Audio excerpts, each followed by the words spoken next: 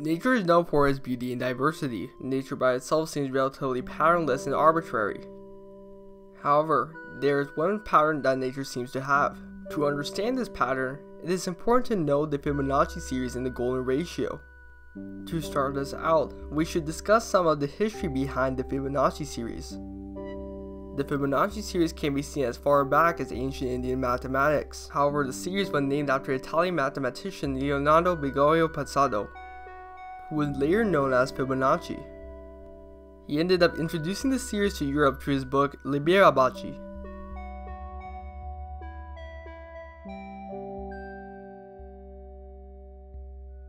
The Fibonacci series is relatively basic.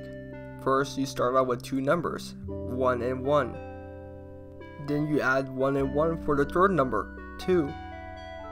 To get the fourth number, you add the last two numbers, in this case 2 and 1. So you get 3.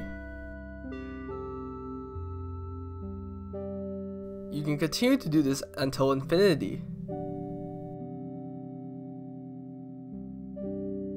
These patterns of the Fibonacci series can be seen in most flowers' petals.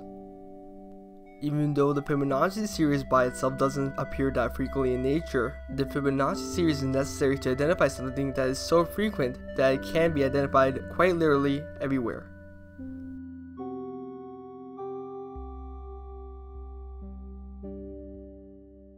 It is important to now progress into the golden ratio, which is symbolized by the Greek letter phi. The golden ratio is a ratio that can be found in the Fibonacci series, and it is an important step that is needed to discuss the patterns in the natural world. To derive this ratio, we first find the zeros in the polynomial equation x squared minus x minus 1. We then get 1 plus square root of 5 over 2. When we convert this into decimal format, we get around 1.618033. Now we have the golden ratio. Now let's go back to the Fibonacci series. Say if we divide 89 by 55, we get around 1.61818181818 as the quotient, which is almost the same as the golden ratio. Now we are going to use the golden ratio that we just found to create the golden spiral.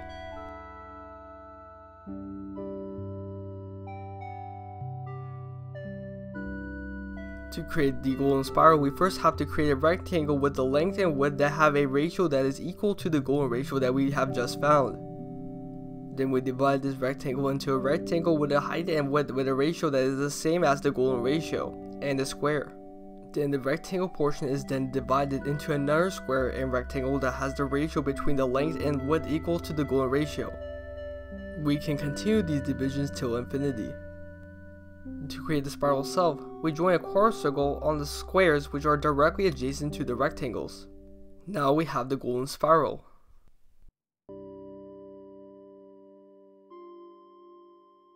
To see if an object is aligned to the golden spiral in some way, we can overlay the spiral onto that object. Many architects and artists have used the golden spiral as a way to align objects in a pleasing and efficient manner. Also, you can see the golden spiral quite literally everywhere in our natural world, from the human face to the universe. The reasoning behind the common nature of the golden spiral among organisms is due to evolution causing organisms to evolve for efficiency. Due to the golden spiral being inherently efficient, this means that the golden spiral is common among living beings. Now that you know more about the golden spiral, you can use it to identify patterns across quite literally everything.